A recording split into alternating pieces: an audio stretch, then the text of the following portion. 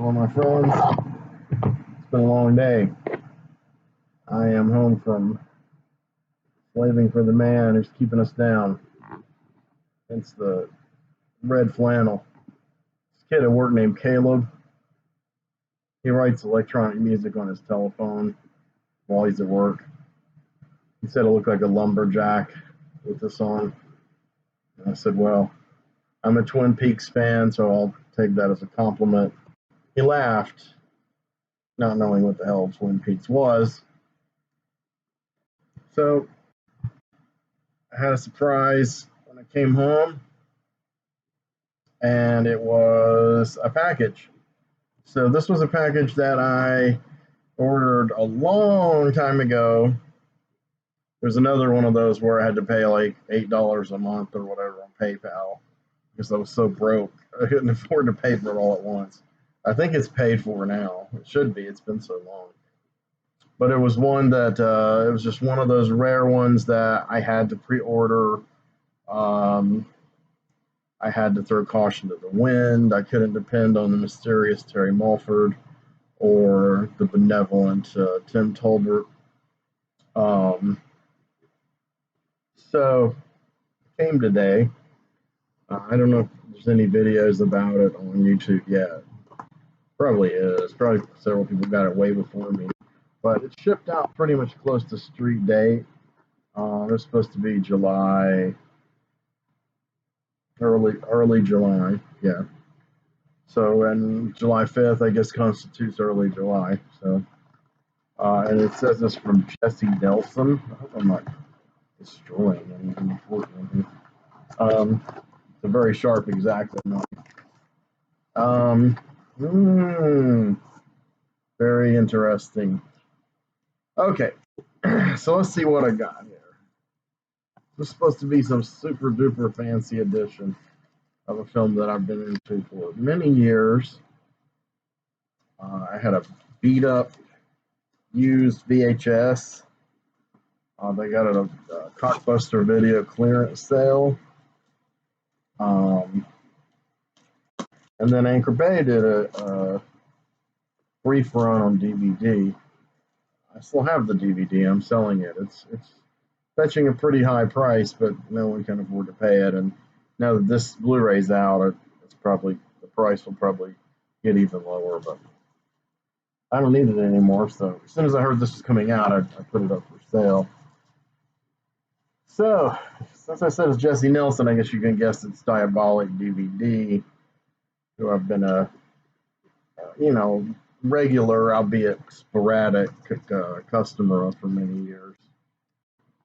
I tend to order stuff from them that I don't order like directly from Severin or whatever. And I usually order direct stuff during a specific sale, like Severin will have a sale, and, like a flash sale. Or Barnes & Noble will do that Criterion sale, which they're doing it now. I thought it was November, but it shifts around every year, it seems like, so I won't be able to get anything. But if any of my patrons want to buy me something for half off, you'll be a permanent channel patron, you'll get all the perks, and I'll be reviewing it. I really have my eye on the Wong-Kar Wai set, which at half off will be $100. So yeah, this is a Severin item, actually. I didn't order it directly from Severin. The slipcase is not like the side slipcase. It's like your slip cover. It's common to Blu-rays. So I'm going to go ahead and show you the cover. It's the same cover graphic, basically, that was on the DVD that I'm selling. So this, my friends, is Out of the Blue, filmed by Dennis Hopper. This is, I guess, one of the posters. Main character. I think her name is like, I'm going to fuck this up, I haven't seen it. So Linda Manns plays that. I think her character's name like CG or something. I'm going to find out pretty damn soon, man. Well, that is if they give you an in-depth plot breakdown on that. But yeah, they do, but you still mention her name. So I forgot the character. So anyway, here's this beautiful slipcase. Very nice. Linda Manns did an extraordinary job in this film. It's my personal favorite Dennis Hopper film. I have a soft spot for a lot of his movies, though. You know, he did some very workmanlike films, probably for hire kind of stuff. But then, of course, he did stuff like Easy Rider, you know, the last movie. Um, this one, I think, it's very much of its time. The theme song written for it was a song called "Hey Hey My," into the black in parentheses. And the chorus is, you know, out of the blue and into the black.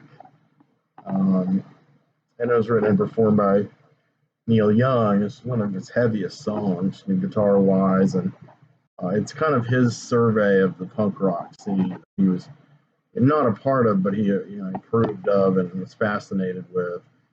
And I guess Dennis Hopper also was fascinated with the subculture. It's like the next generation of subculture after what Hopper and Young had. So there's a lot of references to punk rock in here.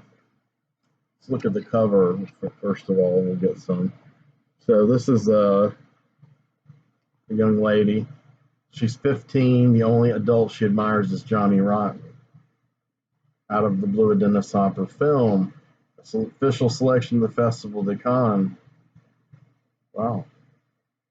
And the restoration played at the South by Southwest 2020 Film Festival. This is the back. It's stark. You know, it's stark. It's like it's black and white and gray and this slight, you know, kind of mono, toned down blue tinge to it. So my light got really bright all of a sudden. I'm gonna turn it down. Want some ambiance. So let's look inside. All right. So out of the blue, the feature presentation on Blu-ray for the first time ever. Upside down here, the bonus disc. So let's read the back of this and explore it. Talk about this a little. Of course, I'll do, as usual, in coming weeks, I'll do a formal review and everything. So it's got some quotes here. A bitter, unforgettable poem about alienation. One of the unsung treasures. Roger Ebert, Chicago Sun-Times. Okay, and then the hype begins. The 4K restoration of Dennis Hopper's lost classic with 15 plus hours of special features.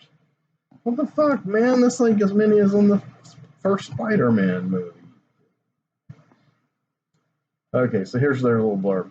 It's been called shocking, quote unquote, film comment. That used to be a great magazine. Blistering, quote unquote, filmmaker. And a feral punk masterpiece, film thread.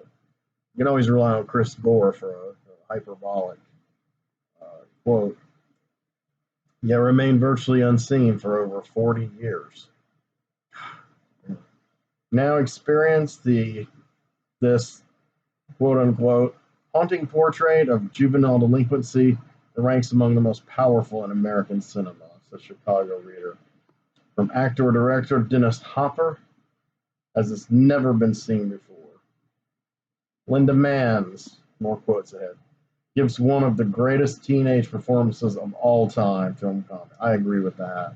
As a 15-year-old who idolizes Elvis, punk rock, and her ex-con father, Hopper. She's surrounded by junkies and predators and follows them all down a one-way road to oblivion. Sharon Farrell from the stuntman Don Gordon from the last movie, and Raymond Burr co-star in, more quotes, a film about extremes, directed by an extremist. Says Time Out. Featuring music by Neil Young, nearly scanned in 4K from the original negative, with more than 15 hours of special features, including 4+ hours produced exclusively for this release. And then quote here is, "This film is a masterpiece." Wow.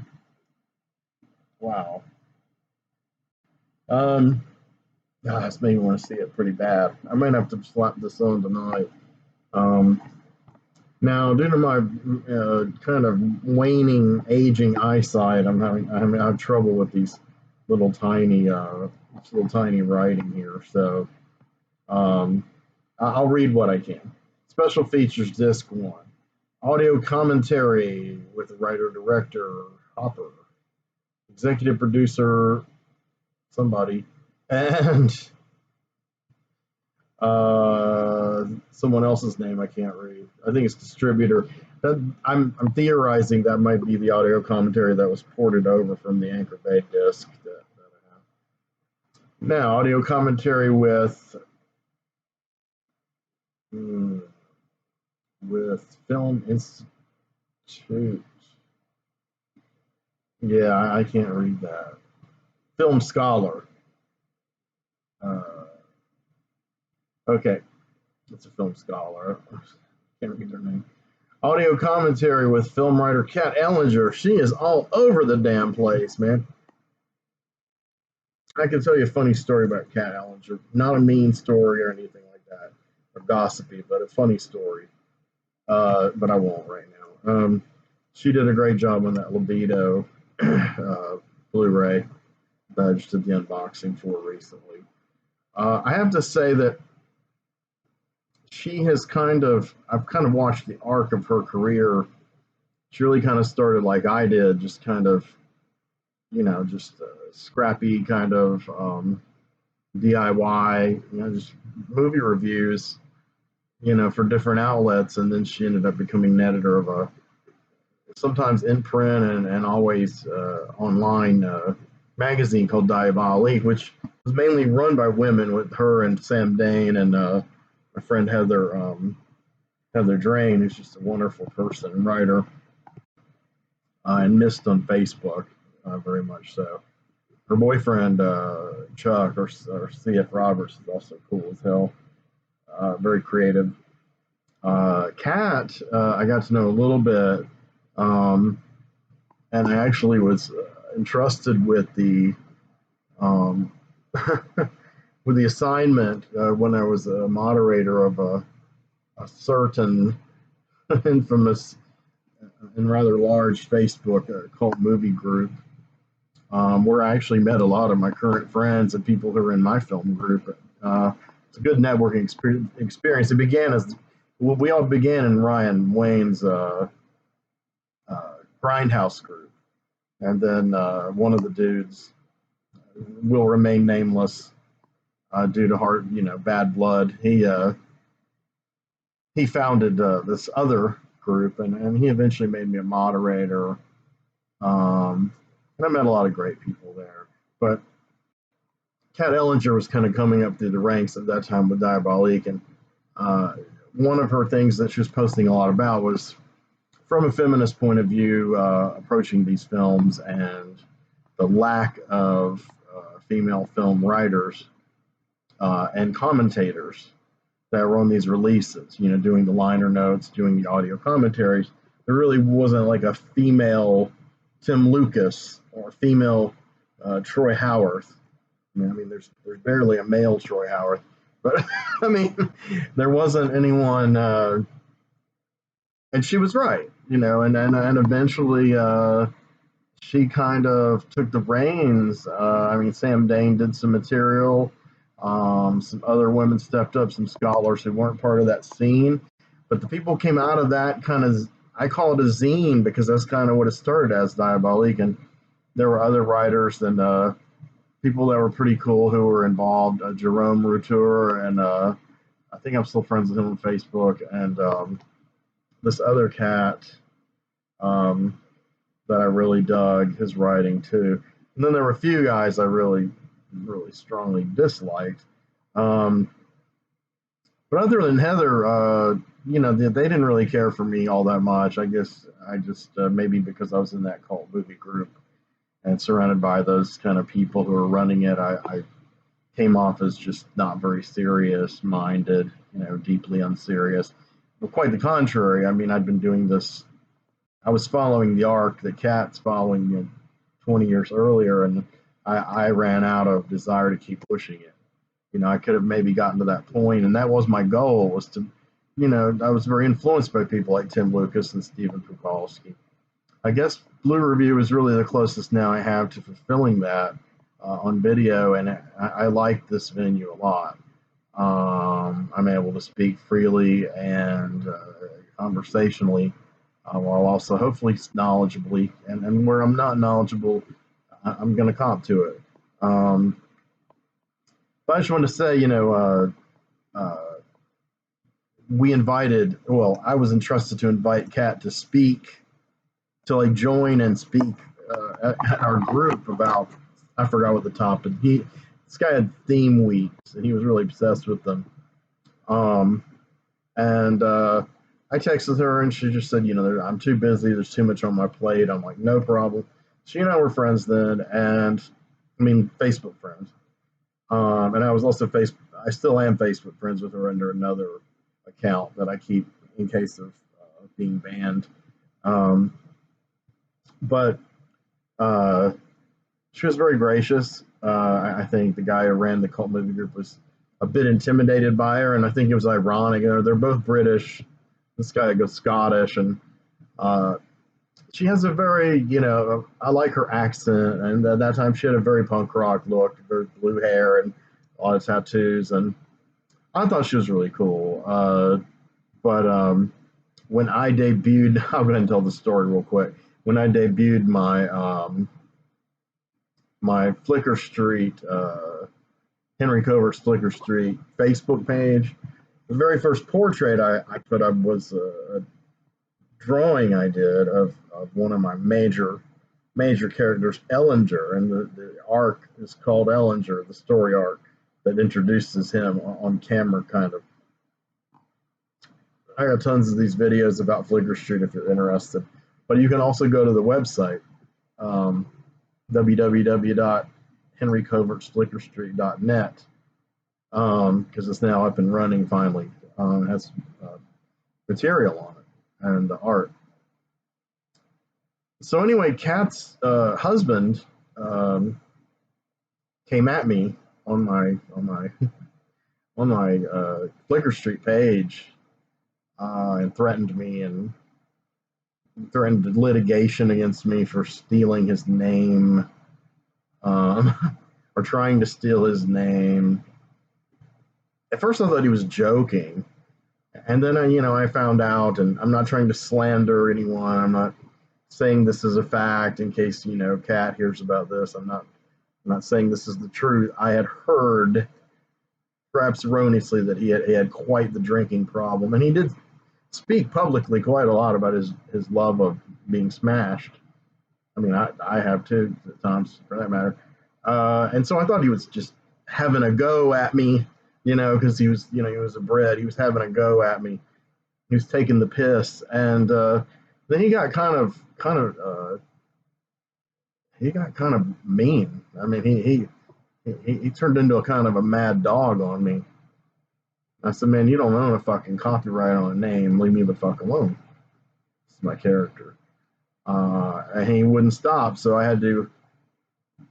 I tried to contact Kat and said, could you please,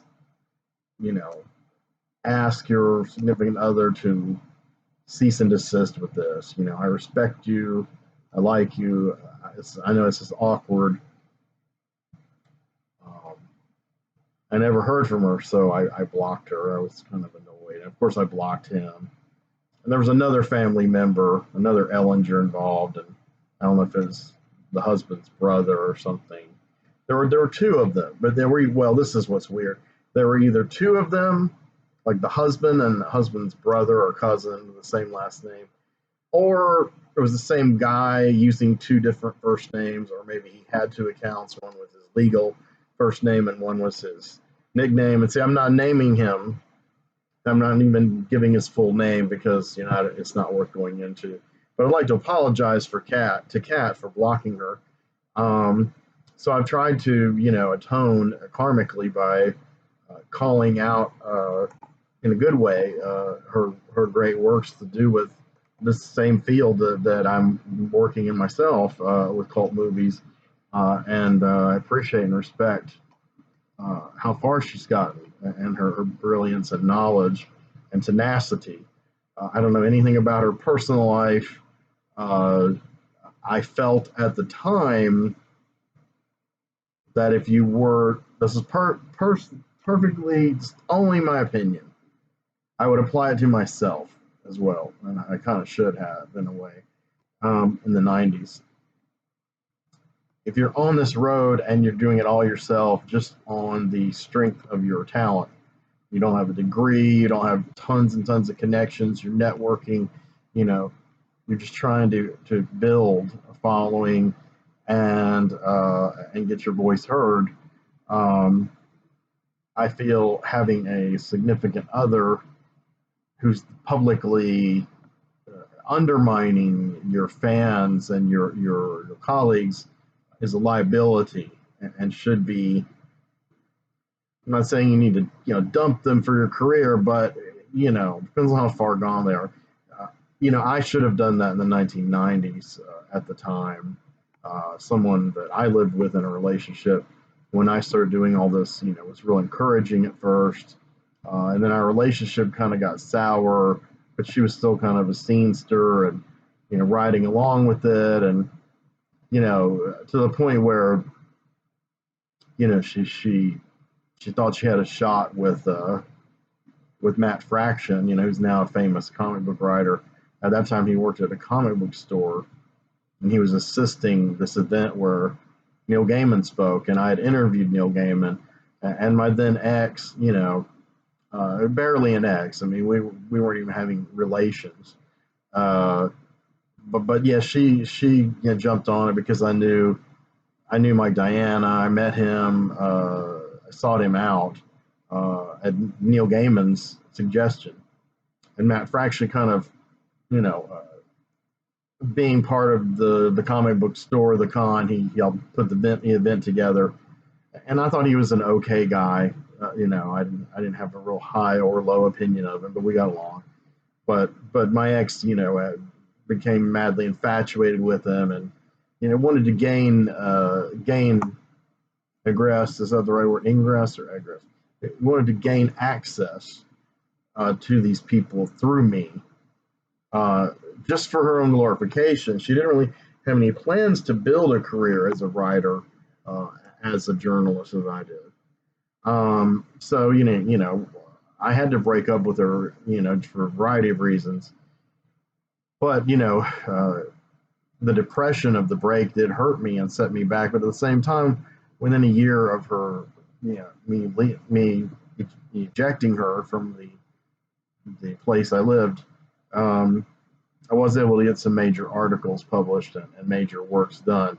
Unfortunately, my depression caught up with me by 1999, and I kind of fizzled out. I kind of withdrew from the scene again, right when I was on the cusp of getting to that next level and a few more levels, and maybe I would have been somewhere like people like Lucas and Bukowski, where I wanted, who I envied.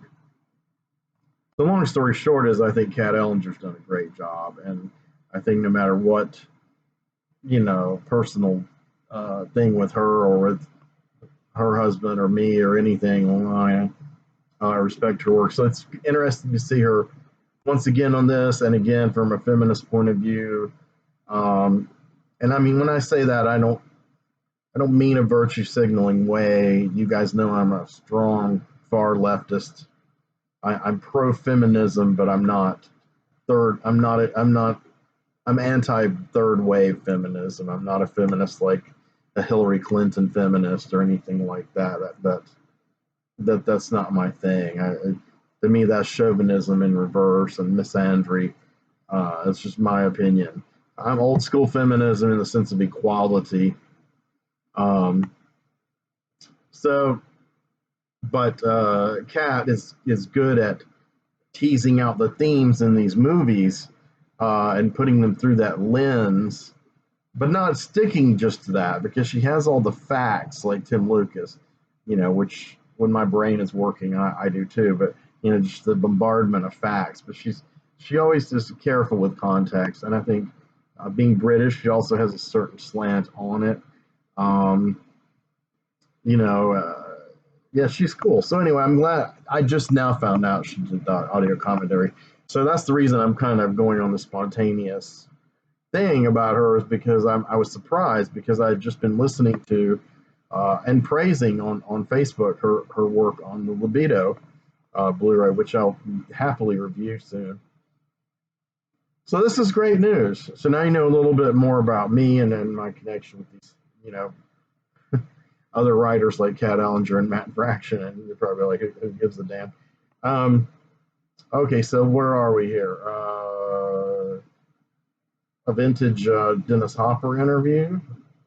Gone but not forgotten, remembering Linda Manns. Is she dead? I don't remember if she's dead. She might be. I should know this. Subverting normality. Linda Manns comes from Out of the Blue. Video essay by Amanda Reyes and Chris O'Neill. Terminal City Blues, Vancouver on screen in Out of the Blue. Main Street Soldier, short film by Leonard Yaker. Restoration trailer, theatrical trailer. Jack Nicholson radio spot. Oh, that should be interesting. Yeah, my buddy Dennis has made this punk rock movie. Okay, nothing like Jack Nicholson, or even Christian Slater being Jack Nicholson. So that's all including the movie. So then disc 2, Remembering Out of the Blue. This one says, what does it say? Me and Dennis.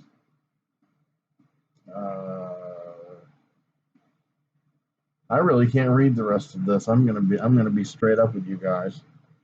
I should have a magnifying glass for these unboxings. But anyway, it's rated R. It's on Blu-ray. It's color. It's English. 98 minutes. Discovery Production release. Severin. I don't know. I'm in love with this movie. I really, really am happy. I mean, even though it's a shallow cosmetic thing, and it's Frank Zappa used to rail about record fetishists, and I'm kind of a Blu-ray fetishist. I admit, I'm a physical media fetishist. There are worse fetishes, and better fetishes, but not as easily sated as buying Blu-rays, unfortunately. Yeah, I'm real happy with this release. So I'll be doing a review, and I'll talk about what fills those 14 plus hours. So I mean, each commentary, of the features counts towards the 14 hours. So that's 4.5 hours right there as commentaries. So I don't know, man. I'm kind of blown away. So I better end on a strong note. I'm not saying I'm on a strong note, but sorry for going over long, but I'm really happy about this arrival. I'm excited as hell. I'm excited to put this in the permanent Blu-ray library, and I'm excited to feature it in its own episode on Blue Review in the very near future. I've got another couple episodes that I'm going to bang out here in the next day or so while my health is stable. I can't say it's improved. It improved from it's had peaks and valleys since I got out of the ER the second time. I did work today. The first hour of work was excruciating, and then I took some medicine, and I kind of blissed out, and that's good. I mean, it's to where I'm taking strong pain medicine, and it's not blissing me out or anything. It's just barely allowing me to maintain myself. So I was able to get through the day. So, I'm getting some discomfort and soreness back. I'm having to adjust the way I do everything. It's a long story. But I've had these structural issues on and off from a number of years, and I didn't think they would recur with such force. But I should have seen it coming. My posture was, which has been really good for a long time.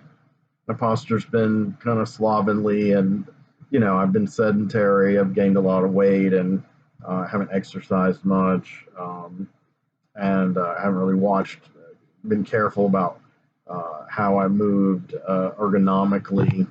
So I'm relearning. I know all these things. I've got the muscle memories because I had to learn these things because of pain. So I'm moving into the phase next of dieting, exercise, stretching, and being ergonomic and getting back into this thing. But it requires a lot of willpower before I can go full hog on it. I've got to get through this. Um, I've got to get through this. I don't know how to put it exactly. It's a hurdle for sure. Pain, just raw, screaming nerve pain, and that's throwing me off. So when I don't have that, I can kind of organize my thoughts better, and do things purposefully and mindfully. Mindfulness is important. Body mindfulness. Um, Sorry, I watched a great Russell Brand video today. Maybe I'm being all philosophical like him, but I kind of think that way anyway. Um, and multifaceted. But anyway, thanks again for everything with the channel, and thanks for all the concern on Facebook about my health. It's definitely, I'm definitely kind of back to partially disabled right now. It's just going to be temporary. I probably will be walking with a cane some, and I'm going to be very careful about how I move, and I'm going to reserve most of my energy for work because I really need money. But in the meantime, I can do things like Flickr Street. I've been writing some wild Flickr Street shit. I want to share it one day with you guys. And the channel means a lot to me, and this show means a lot to me. So rock on. There will be more coming. Take care. You're not rid of me yet.